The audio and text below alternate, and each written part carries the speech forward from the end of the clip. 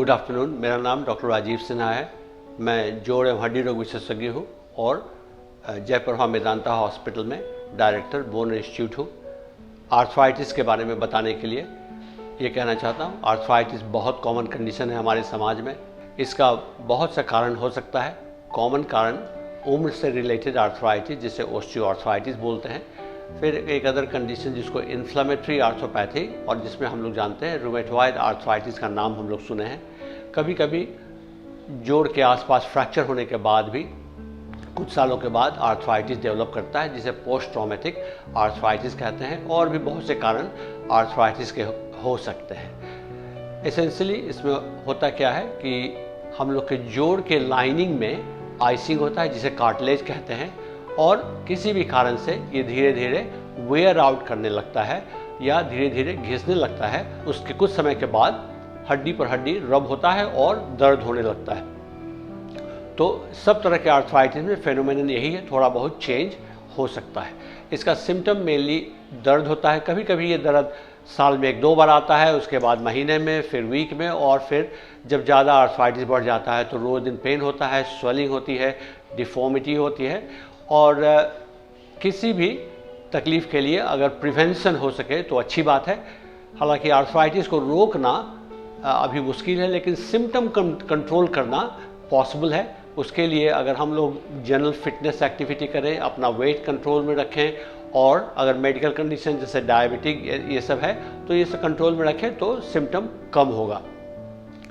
और अगर arthritis develop हो चुका है और ये सब सिम्टम आ रहा है तो इसके लिए कॉमन चीज़ अगेन एक्टिविटी, वेट कंट्रोल और simple pain killer like paracetamol 500 milligram का टैबलेट, 1 से 2 टैबलेट 4 बार हम लोग ले सकते हैं, और इससे जनरली लीवर किडनी पर ख़राब असर नहीं पड़ता है।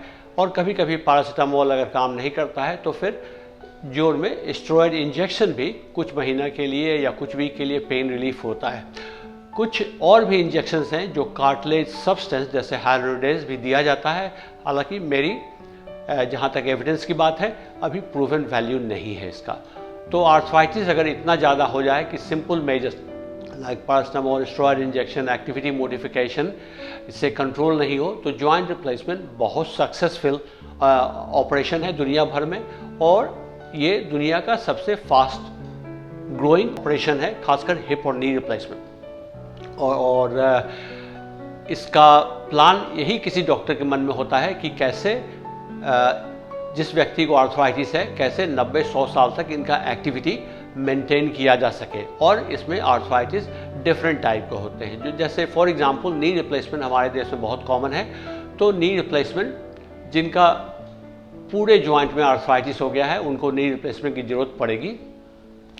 जिनका सिर्फ अंदर की तरफ तकलीफ है या सिर्फ बाहर की तरफ तकलीफ है तो यूनिकॉन्डाइलर नी रिप्लेसमेंट और हाफ नी रिप्लेसमेंट भी संभव है, जो कि आगे चल के फिर एक अपॉर्चुनिटी मिलता है टोटल नी रिप्लेसमेंट करने का, और मरीज के लिए 90-100 साल तक के लिए एक्टिविटी के लिए प्लान बन जाता है। और दुनिया भर में ये एक्सेप्टेबल प्रैक्टिस है। अनफॉर्चुनेटली अपने देश में ये बहुत कॉमन नहीं है यूनिकॉन्डाइलर नी रिप्लेसमेंट, जो कि समय आने पर बढ़ेगा। अपने देश में एक और चीज़ काफ़ी कॉमन है, खासकर लेडीज़ में चक्री या पैटला का आर्थराइटिस बहुत कॉमन है। उसके लिए भी ऑप्शन है other than physiotherapy, activity modification, सिर्फ पैटला फेमोरल रिप्लेसमेंट भी संभव है।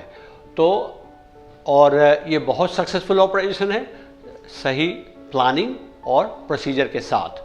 और मैं यही कहना चाहूँगा कि इससे हेजिटेट नहीं करें, और आगे अगर ज़्यादा पैर का डिफॉर्मिटी हो रहा है तो वो अच्छी बात नहीं है। इसलिए जितना जल्दी हो सके अपने डॉक्टर से कंसल्ट करें, और रिज़ल्ट इसका काफ़ी अच्छा है दुनिया भर में।